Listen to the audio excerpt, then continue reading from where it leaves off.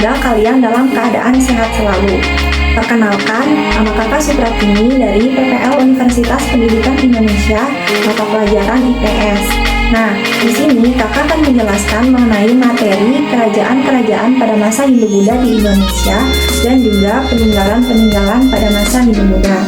Nah, sebelum Kakak menjelaskan materi tentang kerajaan-kerajaan beserta peninggalan-peninggalannya pada masa Hindu-Buddha, kalian harus mengetahui tujuan pembelajaran yang harus kalian capai setelah kalian mempelajari materi ini. Berikut adalah tujuan pembelajarannya. Tujuan pembelajaran yang pertama yaitu mengidentifikasi kerajaan-kerajaan Hindu-Buddha di Indonesia. Lalu tujuan pembelajaran yang kedua yaitu mengidentifikasi peninggalan-peninggalan pada masa Hindu-Buddha. Kerajaan Hindu yang pertama atau tertua di Indonesia yaitu Kerajaan Kutai.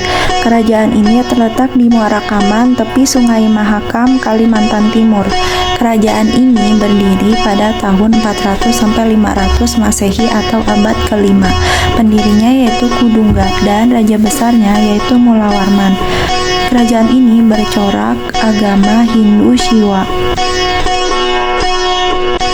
Tarumanegara atau Kerajaan Taruma adalah sebuah kerajaan yang pernah berkuasa di wilayah barat Pulau Jawa, dengan pusat kerajaan diperkirakan terletak di sekitar daerah Bogor sekarang. Kerajaan ini berdiri pada tahun 400 sampai 700 Masehi atau abad 4 sampai 7. Pendirinya yaitu Raja Diraja Jaya Singawarman.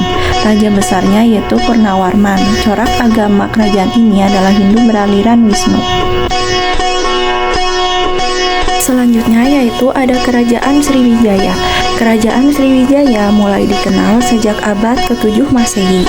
Wilayahnya berada di Muara Takus, Riau. Pendirinya yaitu Dapunta Hyang. Raja besar dari Kerajaan Sriwijaya adalah Bala Putra Dewa. Corak agama kerajaan ini yaitu Buddha.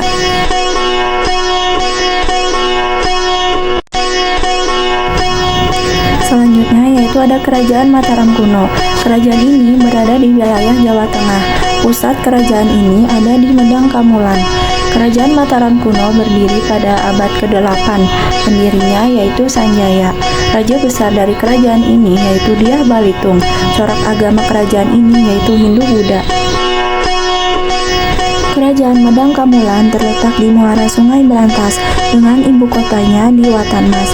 Kerajaan ini didirikan oleh Empu Sindok setelah ia memindahkan kekuasaan Kerajaan Mataram ke Jawa Timur. Kerajaan ini berdiri pada tahun 833 sampai 1042 Masehi. Raja besarnya yaitu Airlangga. Corak agama dari kerajaan ini yaitu Hindu Shiva.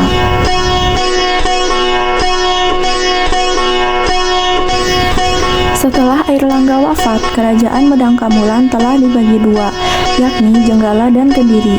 Kerajaan Kediri beribu kota di Daha dengan diperintah oleh Samarawijaya, sedangkan Kerajaan Jenggala dengan ibu kota di Kahuripan diperintah oleh Garasakan.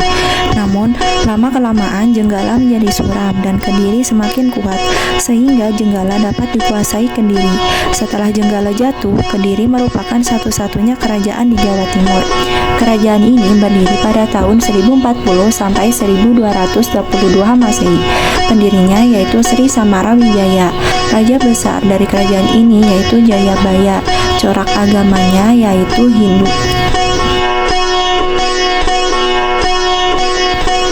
Kerajaan Singasari berawal dari Kerajaan Tumapel yang dikuasai oleh seorang Akuwu atau sekarang disebut dengan Camat. Letaknya di daerah pegunungan yang subur di wilayah Malang, dengan pelabuhannya bernama Pasuruan. Dari daerah inilah Kerajaan Singasari berkembang, bahkan menjadi sebuah kerajaan besar di Jawa Timur. Kerajaan ini berdiri pada tahun 1222 Masehi sampai 1292 Masehi. Pendirinya yaitu Ken Arok. Raja besar dari kerajaan ini yaitu Kertanegara. Corak agama kerajaan ini yaitu Hindu-Buddha. Kerajaan Majapahit terletak di sekitar Sungai Berantas dengan pusatnya di daerah Mojokerto. Majapahit merupakan puncak kejayaan kerajaan-kerajaan di Jawa Timur. Majapahit disebut oleh Muhammad Yamin sebagai negara nasional kedua. Didirikan pada tahun 1293 sampai 1429 Masehi oleh Raden Wijaya. Raja besar kerajaan ini yaitu Hayam Wuruk. Corak agama kerajaan ini yaitu Hindu-Buddha.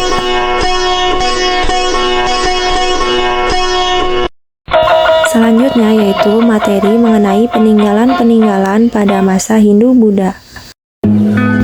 Yang pertama yaitu candi dan stupa. Candi dan stupa didirikan sebagai tempat pemujaan, dan ada pula yang didirikan sebagai makam. Contohnya yaitu Candi Borobudur dan Candi Prambanan. Selanjutnya yaitu gapura. Gapura merupakan bangunan berupa pintu gerbang. Contohnya adalah Gapura Wringin Lawang di Trowulan, peninggalan Kerajaan Majapahit. Lalu ada pertirtaan. Pertirtaan merupakan pemandian suci di kalangan istana, misalnya Tirta Empul dan Jolotondo. Lalu ada patung atau arca. Dalam agama Hindu, umumnya patung atau arca memiliki bentuk dewa-dewi, tokoh maupun makhluk mistik. Sedangkan patung bercorak kuda menampilkan Sang Buddha Gautama dalam berbagai posisi. Setiap posisi dan sikap tangan mengandung makna tersendiri. Patung Buddha tampil dalam berbagai posisi. Contohnya yaitu sikap Dhyana Mudra, yaitu sikap tangan sedang bersemedi, atau sikap Wara Mudra, yaitu sikap tangan sedang memberi anugerah.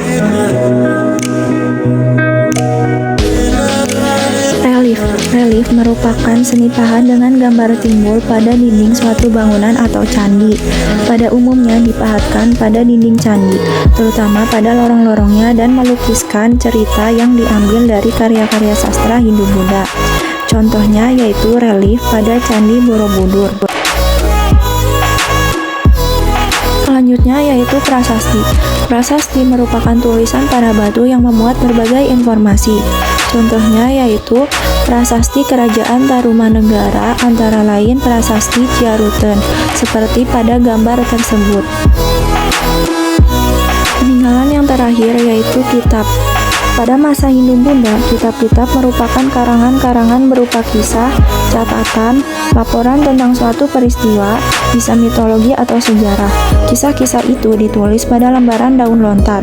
Isi kitab bisa berupa puisi atau kakawin dan penulisan mitologi yang berasal dari India. Contohnya yaitu Kitab Sutasoma, karangan dari Empu Tantula. Nah, sekian materi mengenai kerajaan-kerajaan pada masa Hindu-Buddha di Indonesia dan juga peninggalan-peninggalan pada masa Hindu-Buddha. Semoga kalian dapat memahami materi yang kakak sampaikan tadi dan semangat terus belajarnya. Terima kasih. Wassalamualaikum warahmatullahi wabarakatuh.